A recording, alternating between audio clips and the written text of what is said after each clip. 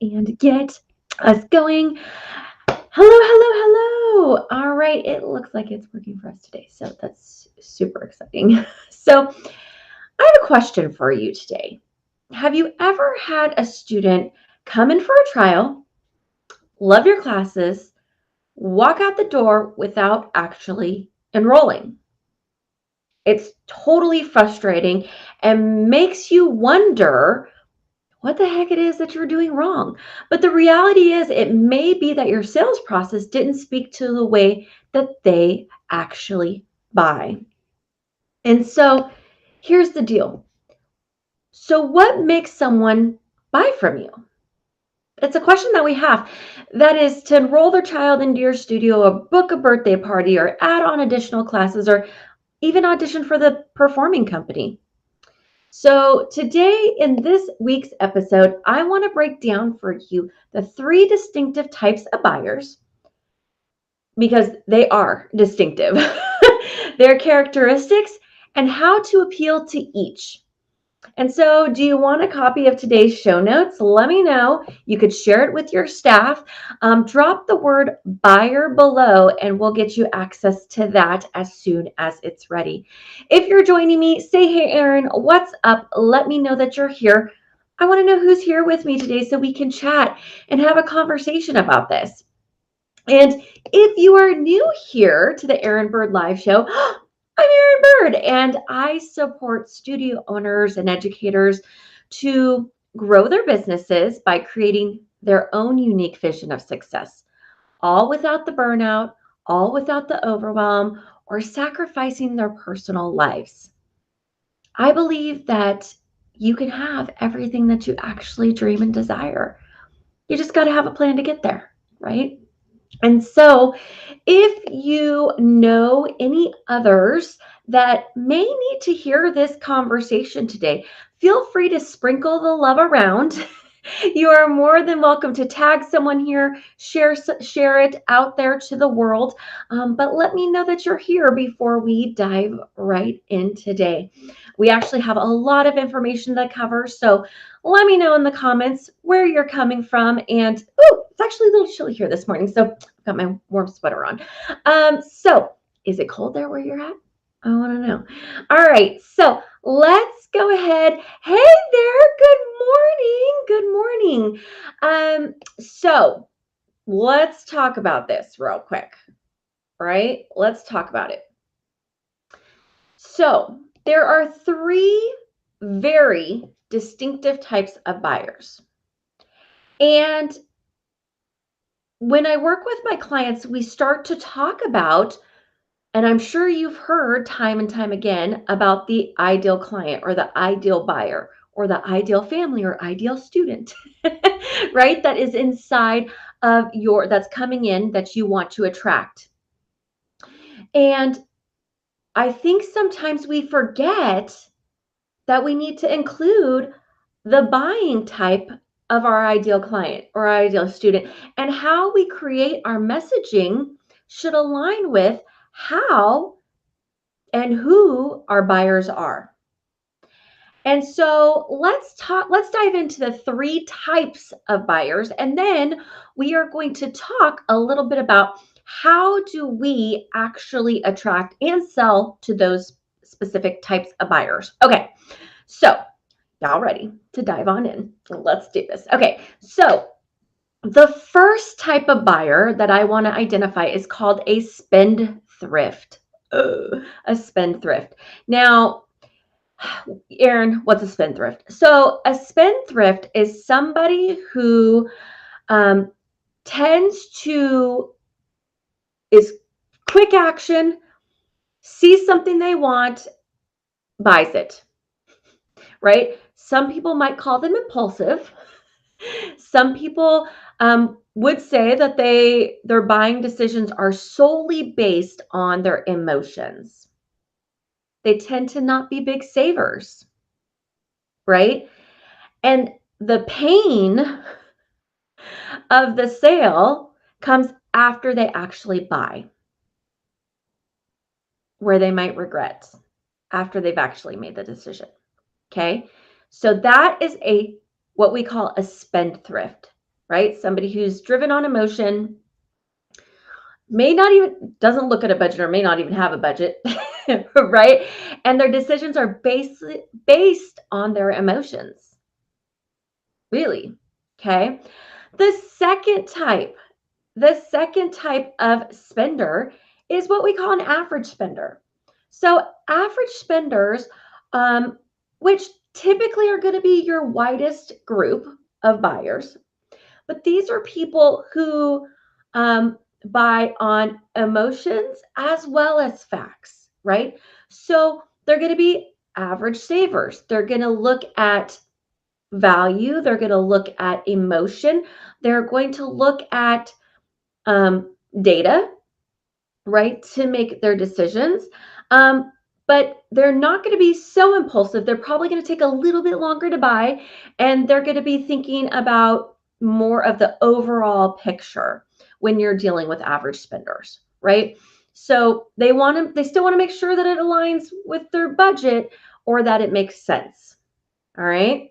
So you've got spendthrifts, you've got average spenders, and the third type of buyer that you have are what we call frugalists, right? They're frugal, which means the pain of a purchase comes before they actually ever buy. They are sometimes deemed as, I don't want to say oversavers, but because they're so worried about spending any money, they will hold off on buying because of the pain that it causes them to think of actually spending the money. And here with frugalist, what we have to remember is that their buying decisions are based really on facts, data, their budget, and their perceived value. Frugalists are known to impose what they feel the value of your product or services, not based upon what you have listed it as. So let's say you have summer camp that you've listed for $99. I don't know, I'm just throwing out numbers, right? But in a frugalist's mind, if they don't think it is worth $99, maybe they feel like it's only worth $50 to them, right? Even though you've set the value of your summer camp to them, they already had this preconceived notion of the value of what you do.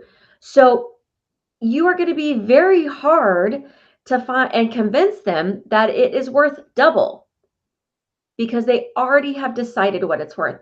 And, I have to tell you guys that and this happens, I just threw my pen. This happens a lot.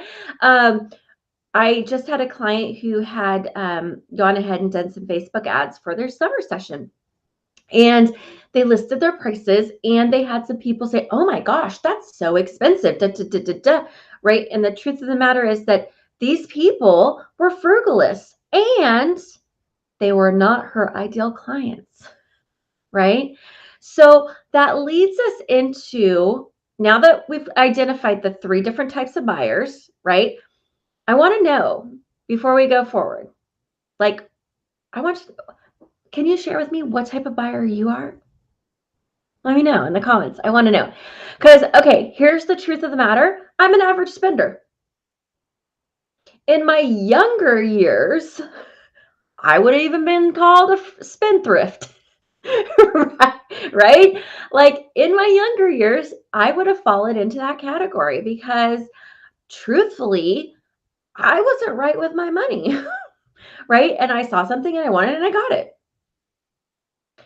Now, as I'm older, I've grown, I've matured, and I have businesses to run, right?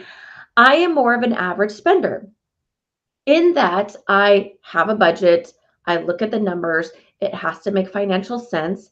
But there is a layer of emotion that I still tap into, feelings for certain things, right? And so I'm willing to spend a little bit more money on certain things if I can see the value or the return on my investment or the joy that it will bring to my life or my family's life, right? So I used to be a spendthrift. Now I'm an average spender.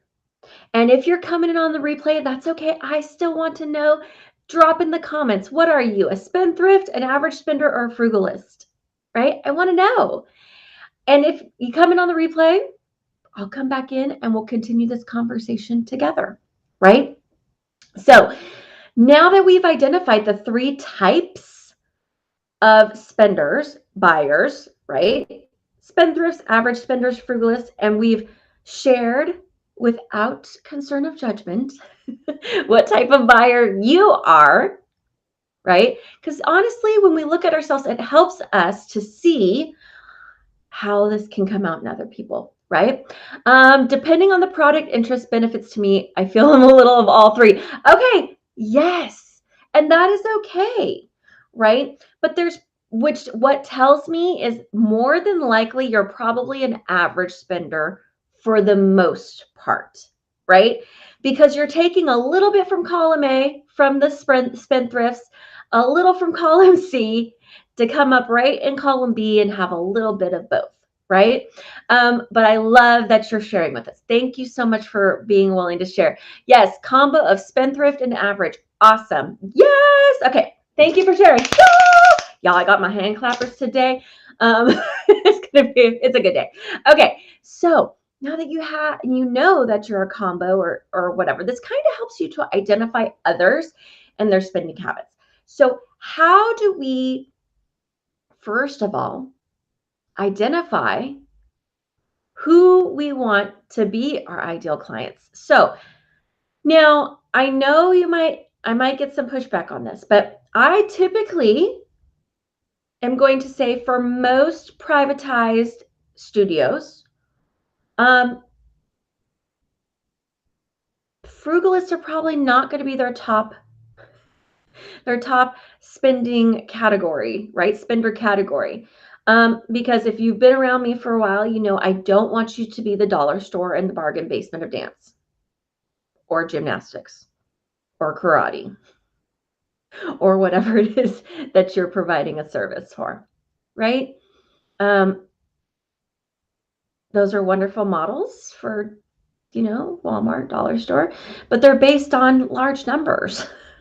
Right? So for what I could tell you is for most of us, frugalists are going to be the toughest to sell to.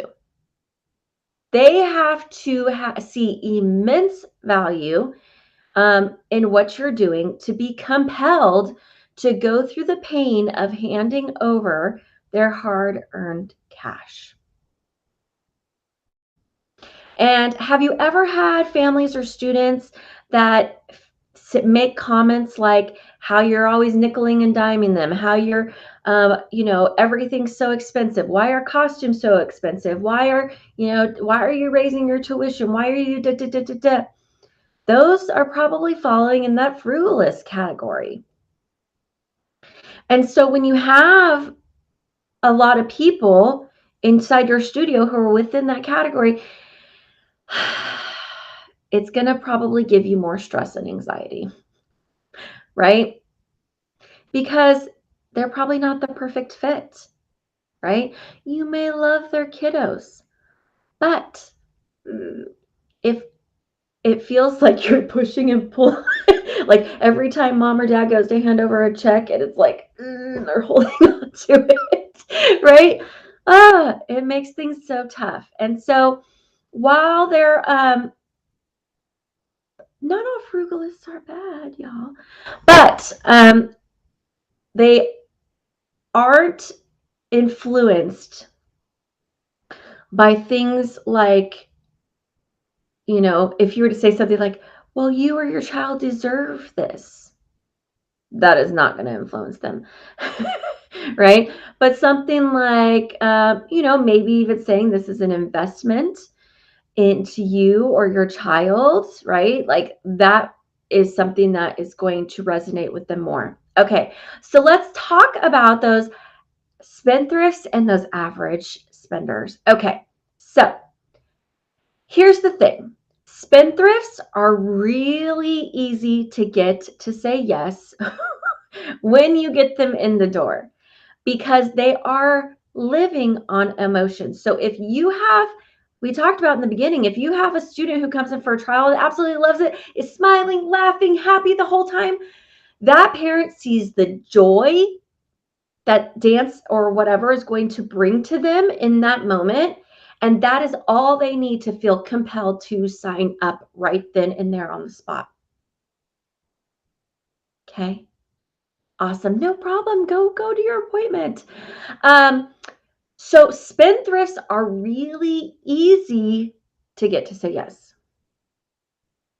Now, I will say that the danger with spendthrifts is that because they are driven only on emotion and they don't factor in their budget, that you can run into where they don't have the money to continue, they get behind, those sort of things because they haven't properly planned or budgeted because they were driven on emotion only. And so this is where with spendthrifts, it's like sometimes it's so easy because they see and they feel the atmosphere and they know the studio culture and like they came in and it was just like their second home, right? And they knew right then and there that this was the place for them. And they enrolled their child in 3 classes all at once, right? Which can feel amazing until the pain of the sale happens after the fact with spendthrifts. And that's when the reality might come crashing down that they did not, in fact, plan and budget accordingly. Okay. So, where do we find and how do we sell to these average spenders? Because the average spenders are the people who are the combination of spendthrifts and frugalists, right? They do take emotion into account, right? But they also do look at the budget and the value, the perceived value that they have, and they weigh the pros and cons, and they might take a little bit longer to buy. And so this is why when you have a student who comes in for a trial, they love it, and the family leaves without enrolling, they may fall into this category because before the trial, they didn't have enough information to make their informed decision. And so for average spenders, we want to be doing things like talking about the value, talking about the studio culture, talking about the emotion, but we also need to show them data and facts, right? So the data and facts says, hey, this is what the tuition is. This is what the costume fee is. This is what the recital fee. They want to know all the numbers because they need to know if it's going to fit within their budget. And if it's not, they have to feel strongly emotionally tied enough to figure out how to make it work or what they can switch inside their budget to make it work. And so sometimes that does take time for people. Those average spenders, they need to leave and come back or go on once they're home and they go through things and they talk it out with their significant other or whatnot. Then they can come back or go online and they can go ahead and register. So if you've ever had, let me know in the comments, have you ever had where people come in for trial and they leave and then you're like, well, what the heck? Like, you could clearly tell that this is where their child wants to be. Like, it was great. This is why. Because either they fell into those average spenders or frugalist category, and the frugalist still did not see the value in what you were offering. And so when we are getting ready and we're creating our perfect ideal avatar, right? Our ideal client, here is what I always tell my clients to do. If you already have a client base, I want you to think of like 3 ideal families Like when you close your eyes, you could see them and you know that they're perfect for you. And when you're creating that and you're talking about what makes them the perfect fit for your studio or your dojo or your gym, right? What makes them the perfect fit? And one of the things should be their buying habits, right? Because you and I both know you have some families who one of the ideal, they might, anything you put out there, they're going to buy. They're going to buy. And it's probably because they're a spendthrift and they already love what you do. And so they trust and like you so much that they're going to say yes, like without hesitation, right? And then you might pick another parent that's an ideal parent, but maybe they are an average spender. And what about them and what did you have to do to get them to say yes? Or do they take a little bit longer? Do they need all of the data clearly laid out for them in front of them before they make a decision? Because those spendthrifts, you could just say, oh, hey, by the way, I'm going to start this new acro class. Do you want, Julie to be in the class? And they'll be, oh my gosh, yes. They know nothing about the acro class other than the fact that you told them you're going to be adding it. And yes, we want it, right? Where that average spender, you might say, hey, we're going to be starting an acro class. I think it might be good for Peyton, and here's why, and you give them the reasons. And then you hand them over all the details, the data, right? The information. When is the acro class going to be held? How much is it going to cost?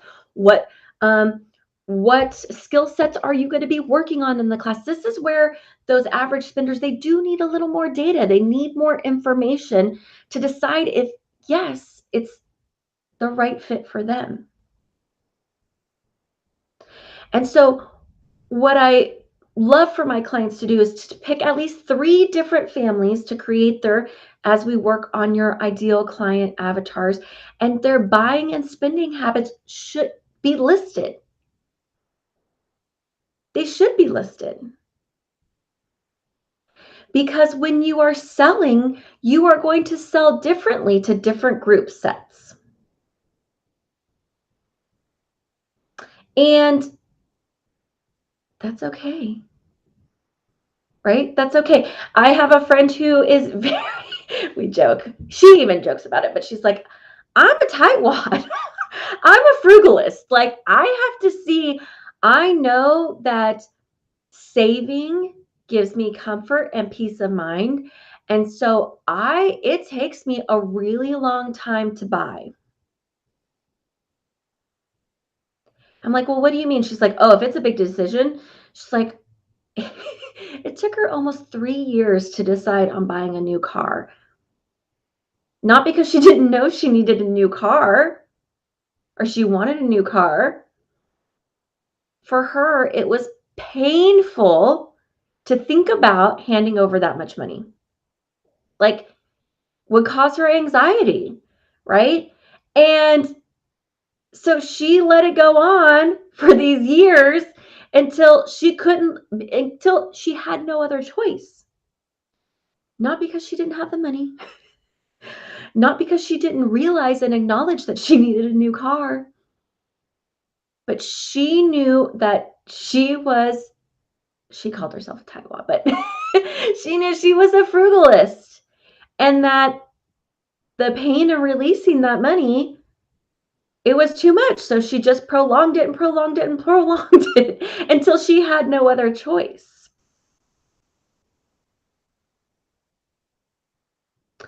And so I think a lot of times it comes down to that. So we have to be able to articulate not only the value, but the emotions and the whys when it comes to how we market to people.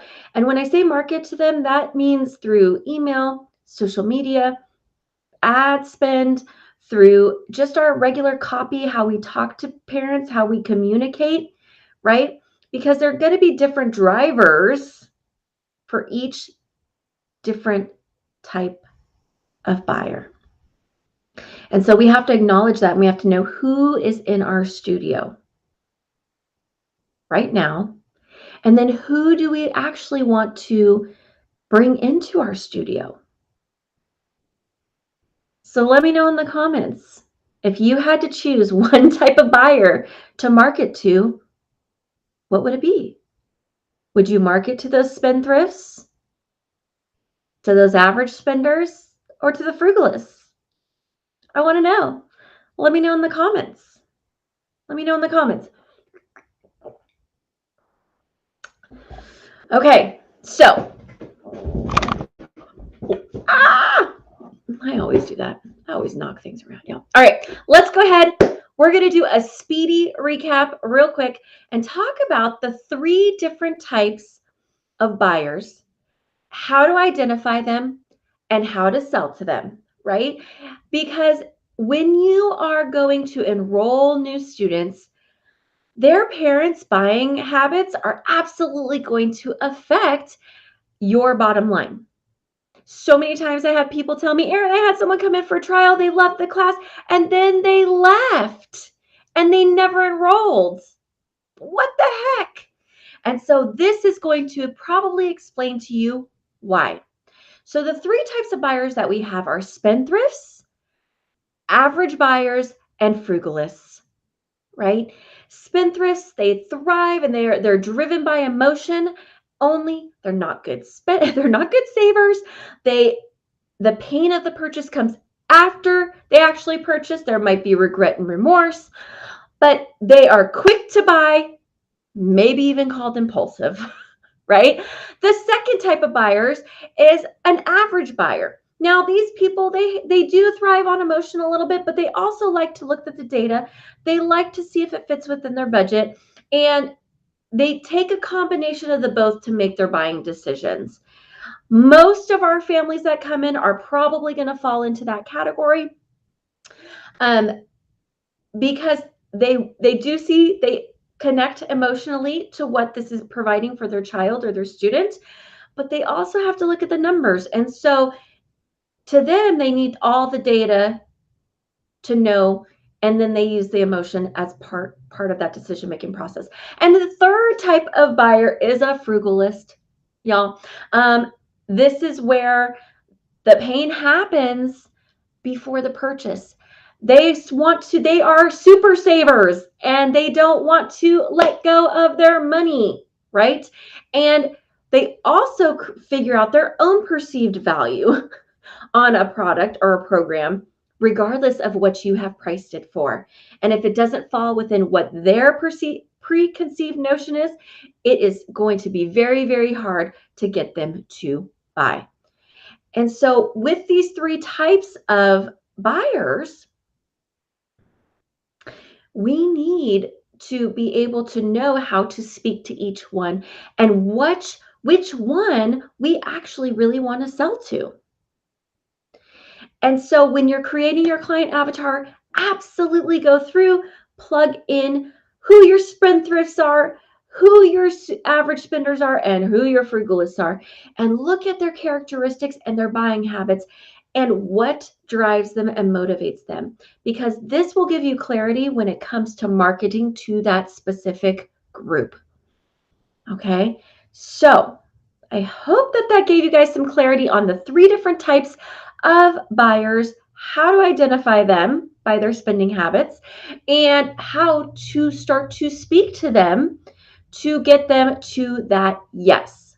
Now, I have to tell you guys, this last weekend, I did what I call like the most laid back training ever, on the keys to creating a successful mobile studio or a mobile program. And we did it inside a Facebook group. It was super chill. We did a live Q&A yesterday, which was absolutely fabulous. I think that if I do say so myself, we had a great time. Lots of questions were answered. And what also happened was I announced the doors were opening to the mobile mastermind. And so if you are interested in growing or launching your own mobile program where you go out to preschools, daycares, private schools, after school programs, retirement communities, and you're looking for some support from somebody who's been there and done that, who's taken their program and grown it into multiple 6 figures, and you want to be in a community with like-minded people, then I want us to chat. So if you are interested in learning more about the mobile mastermind, just drop mobile in the comments below, and I would love for us to chat a little bit more, and we can also get you information on that.